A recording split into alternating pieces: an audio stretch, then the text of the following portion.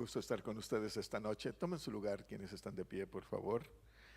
Y bueno, hemos estado muy enfocados en esto de la celebración del Señor, con las alabanzas y bueno, con nuestro gusto de estar reunidos con este propósito. Y bueno, llega el momento de meditar en la palabra del Señor y siempre para nosotros pues es un reto poder adentrarnos en lo que el Señor tenga que decirnos. Y hoy quiero concluir el tema que estuvimos tratando el domingo pasado acerca de la obediencia suprema, la obediencia al Señor por encima de todas las cosas. Y como una manera de introducir nada más esta conclusión, les recuerdo un poco acerca de lo que estuvimos meditando. Tomamos este pasaje del Evangelio según San Mateo, capítulo 19, versos 16 en adelante, donde se le titula a este pasaje El joven rico.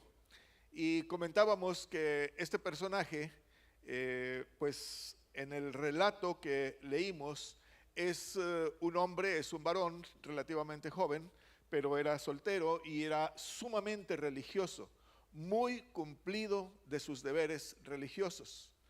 Y bueno, dentro de todo eso, muy seguro de sí mismo, sin embargo, llega al Señor con una pregunta, con una necesidad. ¿Qué debo hacer para obtener la vida eterna? Y esta era una pregunta muy importante, muy valiosa en él, pero como si era tan religioso, como si era tan cumplido de los ritos, había esta pregunta todavía en él. Probablemente debería de estar seguro de lo que estaba haciendo. El Señor le dice que lo bueno solo proviene de Dios, y entonces que si él quiere entrar en la vida eterna, lo que tiene que hacer es cumplir los mandamientos. Y entonces él le pregunta cuáles. Todo este diálogo, las palabras que se utilizan y todo lo demás, nos daría pie a meditar durante mucho tiempo, porque tiene su valor y su importancia cada palabra, cada término. Sin embargo, para efectos del tema y lo que nos interesa a nosotros, decimos que bueno, el Señor le responde acerca de los mandamientos. Él le dice que todos los ha cumplido. Decíamos el domingo que los mandamientos que el Señor le recuerda son aquellos que tenían que ver con sus semejantes. El Señor no le habla de todos los mandamientos porque aparentemente los que tenían que ver con Dios los había cumplido muy bien y no había ningún problema con eso. Pero el problema era con sus semejantes. Y entonces cuando este hombre le dice al Señor que todo lo ha cumplido desde que era joven y le dice, ¿qué más me falta? Entonces el Señor le dice, si quieres ser perfecto, y decíamos que esta palabra nos lleva hacia la conclusión de las cosas, hacia el final de lo que uno se propone. Si quieres ser perfecto, si quieres llegar a la meta, si quieres lograr el objetivo, le dice, entonces anda, vende lo que tienes, dáselo a los pobres y tendrás tesoro en el cielo. Después de eso, ven y sígueme. Nos quedamos el domingo con que este hombre, al oír estas palabras, se fue muy triste porque tenía muchas posesiones. Quiere decir, es relativamente fácil emprender algo, empezarlo a practicar sin llegar hasta el fondo, sin llegar hasta el final, sin lograr propiamente lo que nosotros en un principio nos propusimos o aparentemente nos propusimos. Y entonces el Señor aparece como con esa actitud de confrontarnos un poco acerca de qué es lo que realmente queremos hacer. Y entonces yo inicio ahora la meditación, después de introducirlo de esta manera, diciéndoles que la mayor parte de nosotros tendemos a negociar con el Señor, tendemos a condicionar nuestra fe, lo que ofrecemos y todo lo demás, tratando de obtener algo. Es muy rara la persona que no quiere obtener algo del Señor.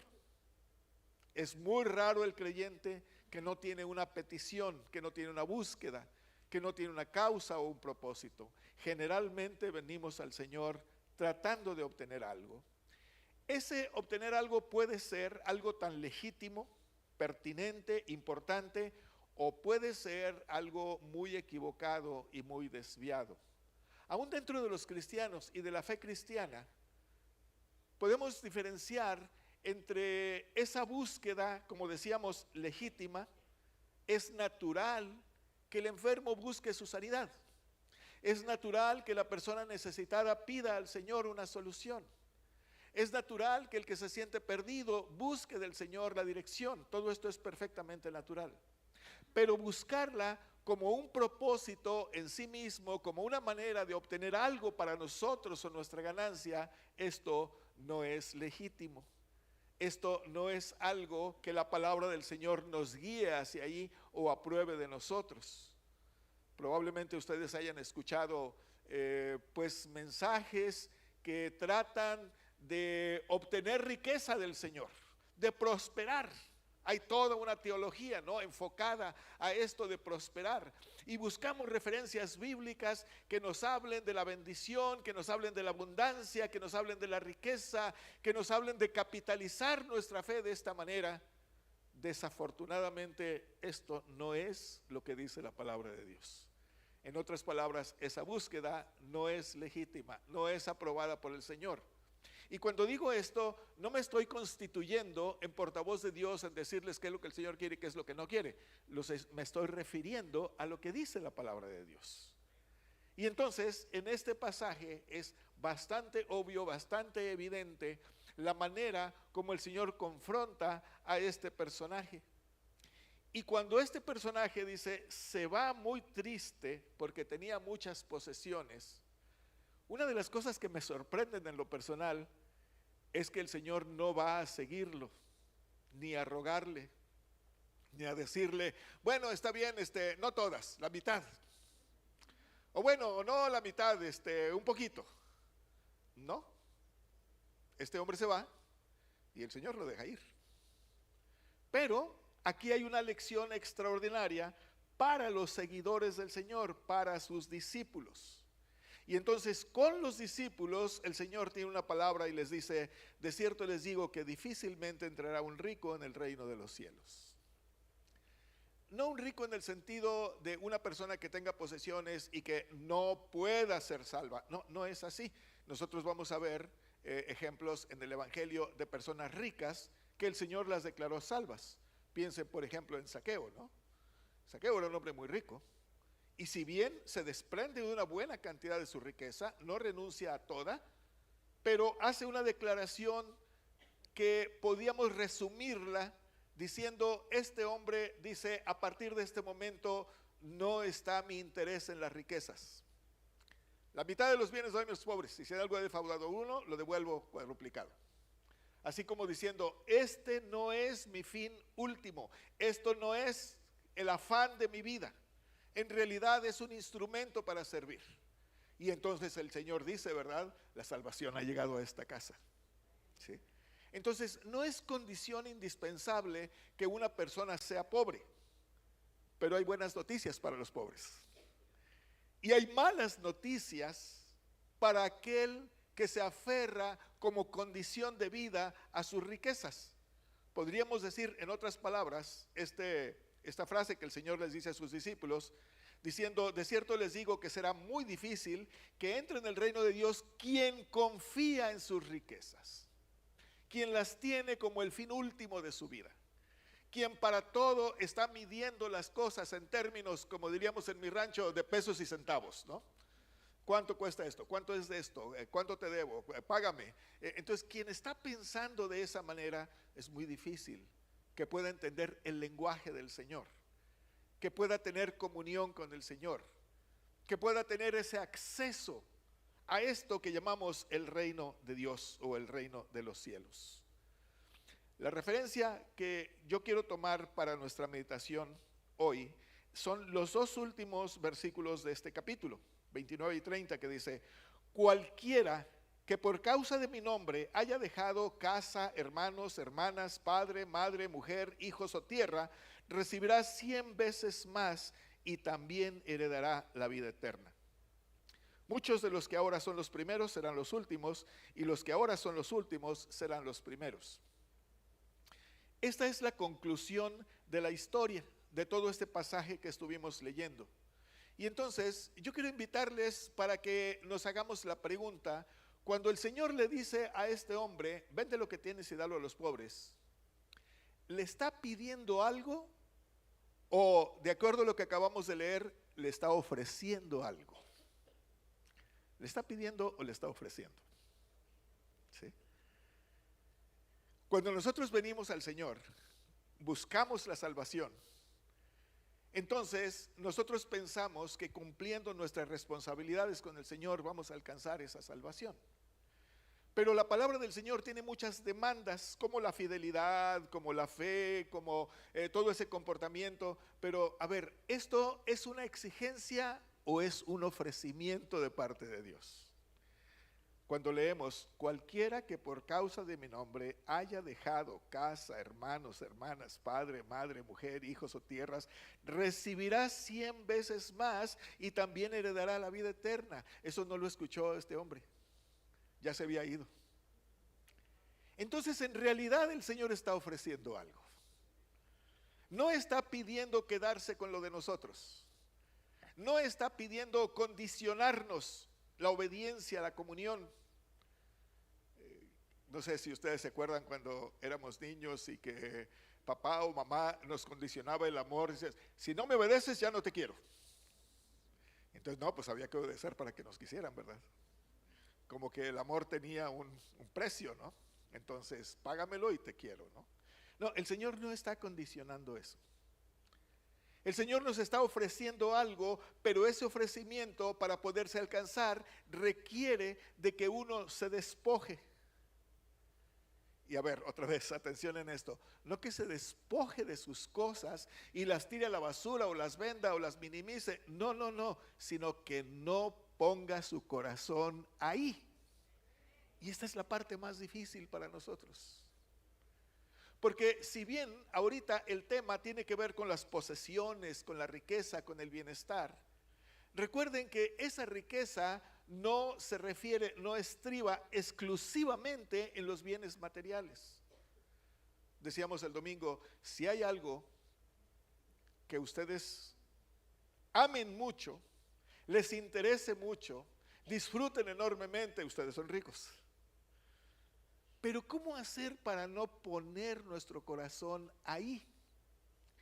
¿Cómo hacer para decir estos son bienes de parte del Señor que tienen un propósito? Que lo que el Señor nos ha dado, sean bienes materiales o salud o vida o bienestar, lo que sea, que lo que el Señor nos ha dado es un medio para un propósito que Él nos dice o que Él espera de nosotros. Y no para nuestro disfrute, para que nosotros nos sintamos muy bien y tengamos mucho deleite. Precisamente aquí es donde estriba esa especie de conflicto con todo lo que hemos aprendido de un mundo que nos ha empujado a la prosperidad, a buscar enriquecerse, a buscar la máxima ganancia, y entonces nos afanamos con esto. ¿Cuántos de nosotros nos vimos en algún momento trabajando mucho más del horario usual porque queríamos obtener algo, porque queríamos prosperar? Y entonces esto nos aferramos de tal manera a todas estas cosas que difícilmente podemos incluir al Señor en esta manera de vivir. Difícilmente podemos entender que lo que el Señor espera de nosotros no es ese cansancio, no es ese afán, no es esa tristeza, no es esa frustración porque no podemos tener lo que quisiéramos. No es eso lo que el Señor está esperando de nosotros. Lo que el Señor está esperando de nosotros, si ustedes se fijan en todo esto, ¿verdad? Entrar al reino de los cielos es poner nuestra confianza en Él. Pero esto no tiene que ver con un acto que hacemos en un momento. Por ejemplo, cuando nosotros bautizamos, pues nosotros prometimos confiar en el Señor. Prometimos creer en Él. Prometimos servirle a Él. Pero esto no es algo que se hace en un solo movimiento o en un momento, sino que vamos aprendiendo cómo despojarnos de esa inseguridad, de ese temor, de esa dificultad y depositar nuestra confianza en Él. Y este es algo que tiene su grado de dificultad, no es tan sencillo de hacer. ¿Quién de nosotros puede sentirse tranquilo, puede sentirse en paz cuando tiene una necesidad económica y de cierta urgencia? Entonces probablemente aquí lo que menos se nos ocurriría es pensar, el Señor va a tener cuidado de esto, el Señor va a proveer. Digo, hay honrosas excepciones donde muchos de ustedes han dado testimonio de que en los momentos más complicados ustedes han sabido mantener la calma, guardar la calma y decir, el Señor tiene su plan y Él va a cumplir su propósito. Pero no es distinta la necesidad económica con la necesidad de salud, con cualquier otra urgencia entre nosotros. Y entonces en esas urgencias, en esas necesidades, también es importante cómo colocarlo a Él en el lugar que le corresponde. No podemos estar regateando la importancia de Él sobre nosotros. No podemos estarle diciendo cuando todo está bien, te amo, te sirvo y todo lo demás, pero cuando está mal, espérame, al rato nos encontramos, ¿no? O al rato te busco, o al rato te digo lo que pase, ¿no? No podemos estar negociando de esa manera. Precisamente este error de mirar a la fe con esa expectativa de ganancia es uno de los ¿cómo diríamos? Uno de los errores que trae más graves consecuencias para nosotros, que nos va alejando precisamente del lugar del Señor.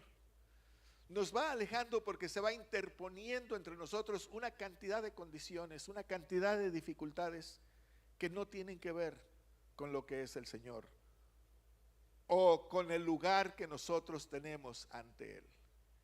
Y por eso para mí es muy importante que hoy meditemos en esto, porque desafortunadamente vivimos en un mundo, en una sociedad tan materialista, tan condicionada así, donde este concepto de economía es lo que priva en todos lugares y ante todas las cosas.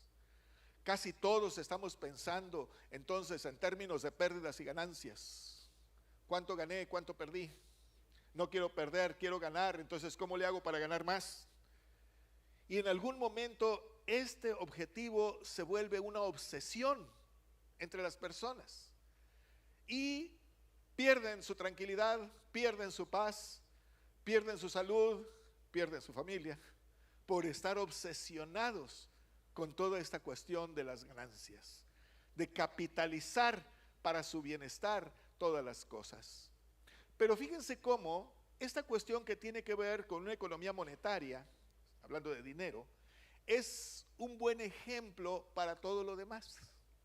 ¿No será que cuando también pensamos en términos de salud, también reaccionamos igual?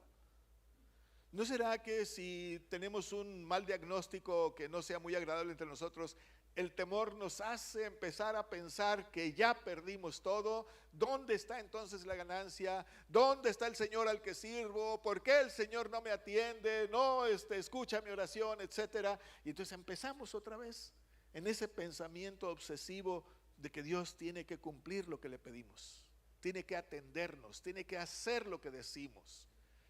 Este tipo de pensamiento es sumamente idolátrico, es decir, colocar al Señor como si fuera un ídolo que sirviéndole nos va a traer el bien y que si no lo servimos nos va a castigar. Esta cuestión de castigos y premios, todo eso no es bíblico, no tiene nada que ver con la palabra de Dios. Y que por eso es tan importante que meditemos y reflexionemos en esto, primero, para que podamos saber qué posición tenemos ante el Señor. ¿Cuál es nuestra posición ante el Señor? Muchas personas, pensando en el Señor como Dios, en el poder y todo lo demás, negocian con el Señor como si fuera de poder a poder, como si se pudiera enfrentar al Señor de poder a poder. Si no me das esto, yo no te sirvo. Si no me das esto, entonces yo no hago tal cosa. Entonces, San Pablo escribiendo una de sus cartas dice: ¿Podemos enfrentar al Señor de esa manera? ¿Podemos competir con Él? Y Él definitivamente nos dice, ¿verdad? O sea, nadie es tan fuerte como el Señor. Entonces dejen de estar compitiendo con Él. Dejen de estar tratando de afrontarlo, confrontarlo de esta manera. Solo hay una forma de llegar al Señor. Solo hay una manera de reaccionar ante su majestad y su divinidad. Y es de rodillas humillándonos. No hay otra manera. No hay otra manera. Por eso, cuando en el fondo de nuestro ser reaccionamos de esta forma, tenemos que pensar qué tan contagiados estamos por el mundo en el que vivimos. Qué tan manipulados estamos que el mundo pareciera ser que nos ha acomodado para reaccionar solo de cierta forma, y si no es así, entonces no entendemos, no sabemos qué pasa. No sé si alguna vez hayan escuchado ustedes esa expresión. Bueno, yo no entiendo por qué el Señor hace esto. ¿Quién entiende al Señor? No es para que lo entendamos. No podemos empezar a decir, explícame para entenderlo, y si lo entiendo, entonces te obedezco. No, eso no es fe. Al Señor simple y sencillamente le adoramos. Simple y sencillamente le buscamos. Procuramos servirle. Y ese era precisamente el problema y el afán de este individuo, ¿no? Que se presenta con el Señor como para decir, a ver, explícame lo que puedo hacer y entonces lo voy a hacer. Pero cuando Dios se lo explica, ya no quiere. Como que muchas veces buscamos estas explicaciones, pero no para entenderlas, sino para ejercer dominio, para ejercer control. Esta es una de las obsesiones de nuestro tiempo, controlar las cosas. Cuando algo se sale de nuestro control, cuando algo ya no está en nuestro dominio, bajo nuestra mirada, todo eso entonces nos empieza a dar una especie de ansiedad, decir, ¿y ahora qué voy a hacer? Se me está saliendo de control las cosas. Bueno, pues al Señor no lo podemos controlar. Nada que ver con esto. Sino que esta es precisamente la oportunidad para poder recibir del Señor esta palabra y esta orientación. Ciertamente el Señor nos ama. Y todo esto que estamos diciendo no es lo contrario a lo que les digo que nos ama. Precisamente como un gesto de amor a Él, es precisamente este acudir. En otras palabras, el Señor le está diciendo a este hombre, qué bueno que eres así. Es el Evangelio según San Marcos, que dice, y cuando el Señor escuchó todo eso, le amó, dice. ¿Sí? Entonces es como decir, te amo, pero el otro escapa de su amor. Hace tiempo habíamos meditado en que una de las dificultades de nosotros es que no sabemos ser amados. ¿Sí? Porque si nosotros aceptamos ser amados por alguien, esa persona va a ejercer autoridad sobre nosotros, porque nos ama. ¿Sí me explico? Es decir, nosotros no quisiéramos hacer nada en contra de esa persona, que ofenda a esa persona, porque nos sabemos amados. En otras palabras, el amor nos atrapa. ¿Sí? Y esto es lo que el Señor le está diciendo a este joven. Te amo. Pero ¿qué hace este joven? Pues no quiere ser amado. ¿Sí? Como nosotros cuando decimos, bueno, qué bueno que te caigo bien y todo lo demás, pero no tanto, porque no quiero que me atrapes. ¿Sí? Y entonces escapa de esta manera al Señor, pero no escapa de su condición. Y entonces entiende perfectamente la reacción de perplejidad, de sorpresa de los discípulos del Señor, ¿verdad? Cuando les dice el Señor, difícilmente entra un rico en el reino de los cielos. Y entonces ellos se quedan tan sorprendidos que dicen, bueno, ¿quién se puede salvar? ¿Quién realmente va a entrar entonces? Y entonces el Señor les tiene que explicar lo que para los hombres es imposible, para Dios es perfectamente posible. Pero luego es Pedro el que le replica al Señor, nosotros lo hemos dejado todo y te hemos seguido. Hasta ahí, pues qué bien, ¿no? Un aplauso a Pedro. Pero fíjense que luego hace una pregunta un poquito extraña. ¿Qué ganaremos con eso? Híjole, también que iba, ¿verdad? Es decir, otra vez, ¿qué me gano? ¿Con qué me quedo? Ya te di esto, ¿y qué hay para mí? Y entonces por eso el Señor tiene que hacer las cosas de una manera muy cuidadosa. Y por eso le dice, cualquiera que por causa de mi nombre haya dejado toda esta lista de cosas, recibirá 100 veces más y también heredará la vida eterna. Y probablemente una tentación de nosotros sería decir, bueno, entonces si yo renuncio a todo lo que poseo, a todas las cosas, a todos mis intereses, incluso a mi familia, a ver, ¿dónde están las casas y terrenos? ¿Y dónde están nuevamente ver dónde está mi ventaja, ¿verdad? Es decir, ¿qué significa eso? ¿Qué significa recibirán 100 veces más y también heredarán la vida eterna, ¿no? ¿Sí? Entonces, la dimensión del reino de Dios es esa dimensión en la cual cuando nosotros nos vamos adentrando, vamos conociendo el propósito y la finalidad del Señor, entonces nos vamos dando cuenta que Él no nos ha despojado de lo que nosotros decíamos que era nuestro. No nos ha despojado de eso. No nos ha quitado las cosas. Antes nos ha ofrecido algo realmente extraordinario. Déjenme aquí platicarles algo. Esto es real. Una hermana, hace bastantes años, conoció al Señor y estaba muy emocionada por haber conocido al Señor en el ranchito, en el pobladito donde vivía. Era una señora relativamente joven, tenía 7 hijos, pero muy pronto en esa emoción se ve un poquito obstaculizada porque empieza a padecer una enfermedad muy grave, una enfermedad mortal. Y conforme se fue agravando su enfermedad, se fue deteriorando su salud, las personas de la iglesia que la visitaban, la rodeaban y hablaban con ella, le decían, hermana, pues está usted muy mal y pues tiene 7 hijos, ¿quién se va a encargar de sus hijos? ¿No tiene algún temor que va a ocurrir con ellos? Y ella decía las cosas con esa fe casi ingenua, ¿no? Decía, no, yo confío en el Señor, en que Él va a proteger a mis hijos, en que va a mandar las personas indicadas, los ángeles adecuados y mis hijos van a estar a salvo. Y la hermana murió. Su hijo menor tendría alrededor de 1 año o menos. Su hija mayor tendría algo así como 12 años. Entonces imagínense ustedes una familia así.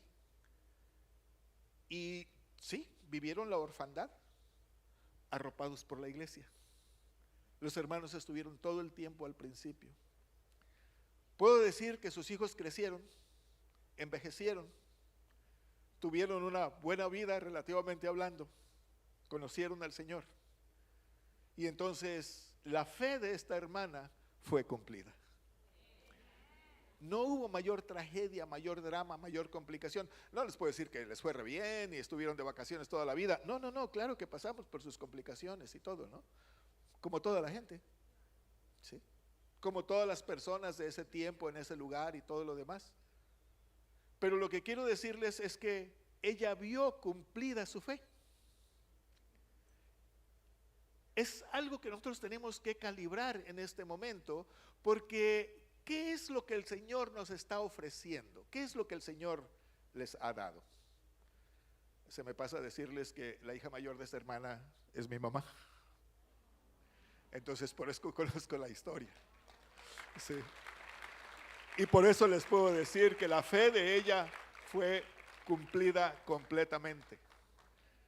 No es una anécdota, un ejemplo para ilustrar. No, es una realidad. Y es una realidad que nos desafía a ustedes y a mí.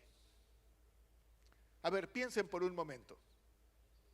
Si alguien de ustedes ha recibido algún rechazo de su familia, si no ha sido bien vista su fe, o si por causa de su fe han tenido que privarse de una cantidad de cosas y de situaciones, ¿Han recibido una familia nueva o no?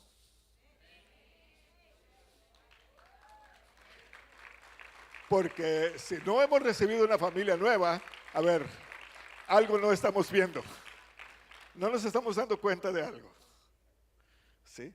Entonces, no, claro que el Señor está ofreciéndonos. No es una demanda, no es una exigencia, no se quiere quedar con lo nuestro, nos quiere ofrecer lo mejor. Nos quiere dar, nos quiere proveer, nos quiere capacitar. De tal manera que ahora nosotros nos convirtamos en continuadores de esa bendición. Como si nosotros pudiéramos decirle a la gente, mira, ya ves todo lo que he tenido que pasar y todas las complicaciones por la fe en el Señor, pero te puedo decir que la ganancia ha sido mucho más grande. ¿Sí? Pero no la ganancia como el mundo la ve, porque tal vez nos puedan decir, ¿verdad? A ver, ¿cuánto tienes?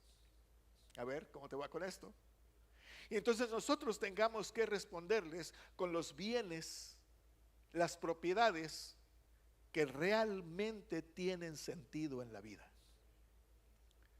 En este tiempo de esta hermana que les platicaba, era el tiempo cuando los hermanos, los creyentes en la iglesia, comían y dormían casi literalmente juntos.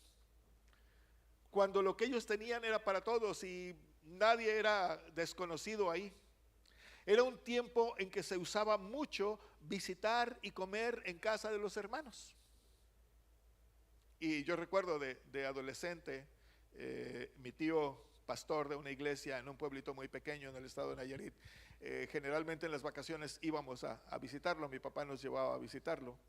Y me sorprendió que en una ocasión llegó una familia con sus maletas en la mano y todo eso, y llegaron con mi tío y le decían, hermano, ya venimos. Ah, muy bien, les decía, pasen, miren, acomódense ahí y todo eso. El hermano, el papá de esta familia, se fue con mi tío al campo, a la siembra, la hermana se fue con mi tía a la cocina, los muchachos ayudaron a los demás y se quedaron 3 meses.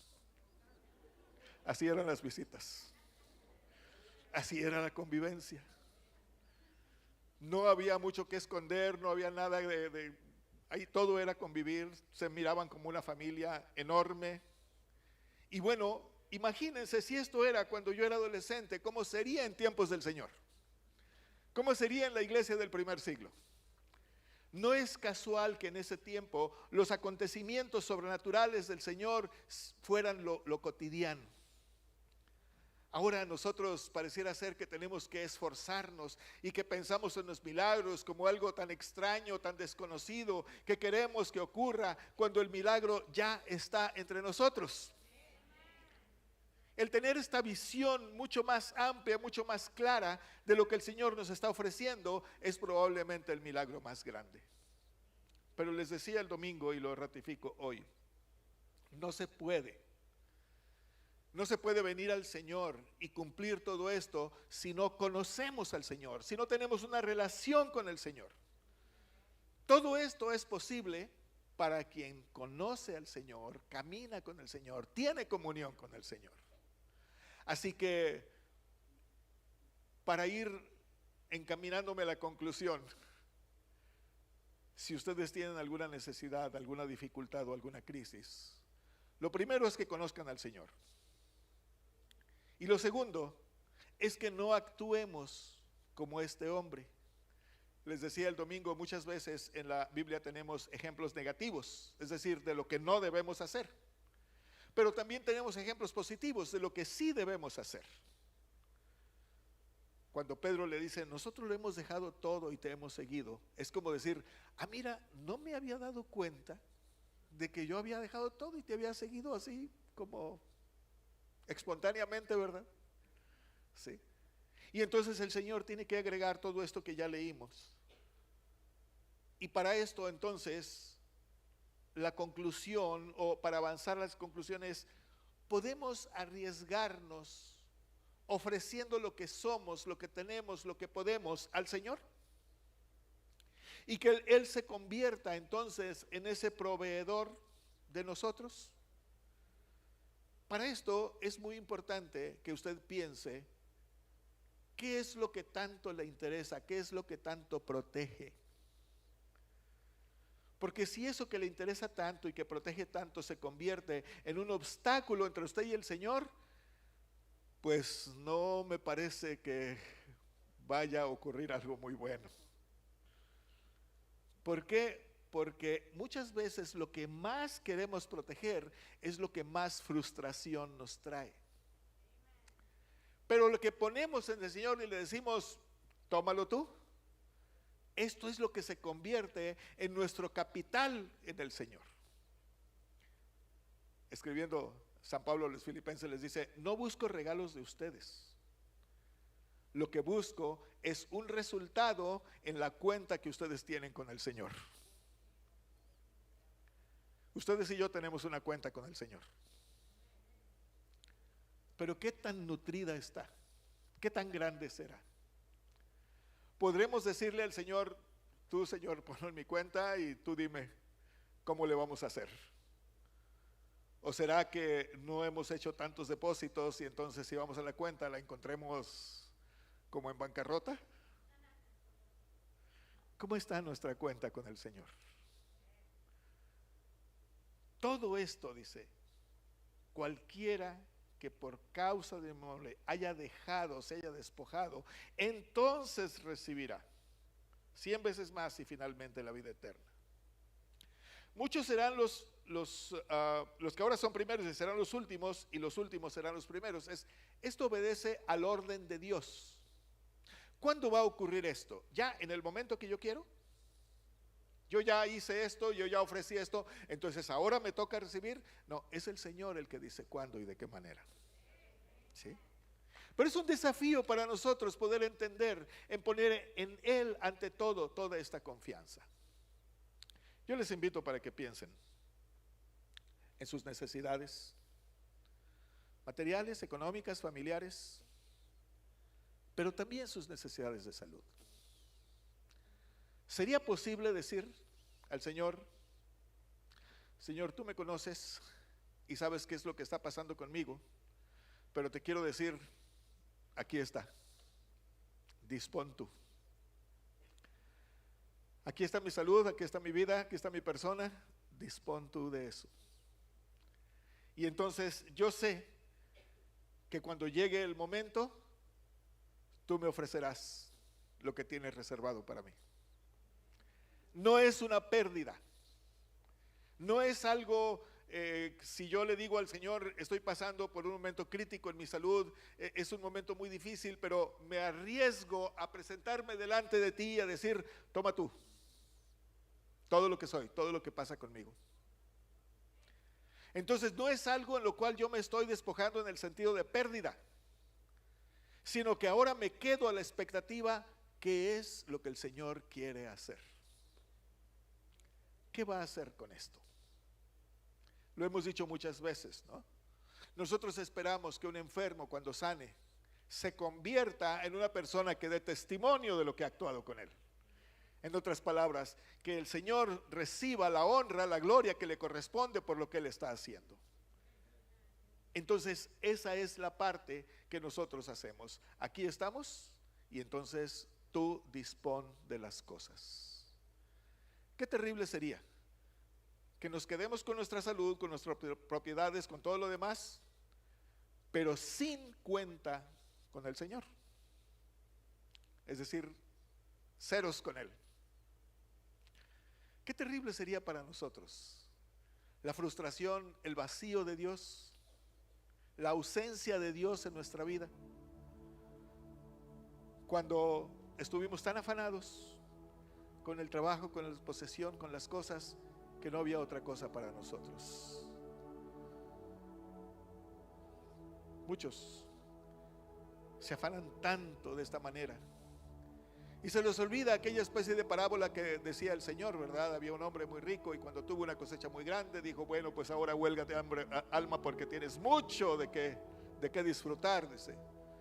Y en esta parábola el Señor decía, ¿verdad? Esa noche tocaron a su puerta y le dijeron, mira todo lo que tienes, pero esta noche vienen a pedir tu vida y todo lo que has acumulado, ¿de quién va a ser? Qué frustración tan complicada, ¿no? ¿Quién va a disponer de todo eso? ¿Qué va a ocurrir con todo esto? ¿Qué le parece si piensa en su situación personal? sea su situación material, económica, pero también su condición de salud. El desafío es: no se entristezca si hay un mal diagnóstico.